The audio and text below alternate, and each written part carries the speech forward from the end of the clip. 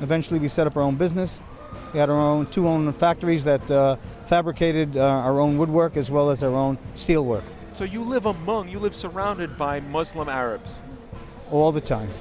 Every day you travel on My whole roads? history in living in Israel has been only living in Judea and Samaria and Gaza, specifically what's referred to as Yesha, and specifically in the area around Hebron, which I live till this very day.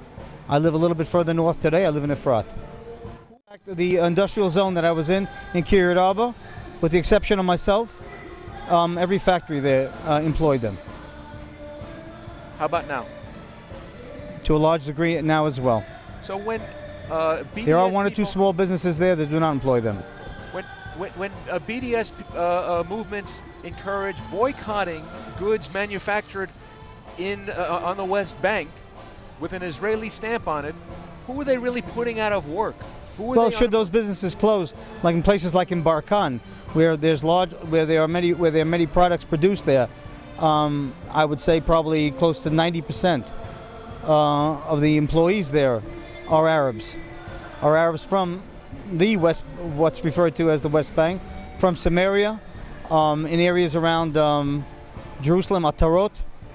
These are the big industrial zones. Mishor Adumim, next to Malay Adumim, a very large industrial zone. And all these industrial zones, the vast majority of workers there that are employed there are Arabs, are Arab Muslims from the immediate area. So if these goods wind up getting boycotted, don't they wind up having a detrimental effect on the Palestinian people that these BDSers? Not on the Palestinian people. You mean on the local Arabs? Yes, on the local Arab population. Correct.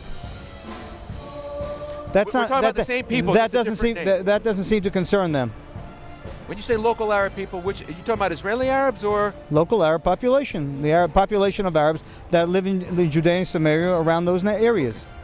Generally speaking, they're from there. For example, in Mishor Adumim, I worked at one point years ago. All the employees would be bussed in from Jericho.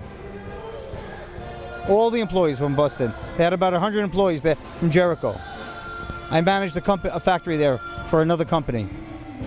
So how does putting these factories and making the Palestinian families unemployed, how does that benefit the people that they're boycotting to help? That you have to ask those that are promoting that whole concept.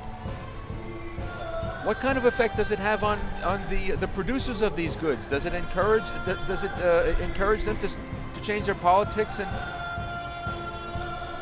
how is it affecting the Jewish businesses, these boycotts? At the moment, it doesn't seem to have had that much of an effect, because I personally happen to know of certain products, one particular products that I'm aware of, and I'm not going to mention what they are, but I know that every 3 months they change the name.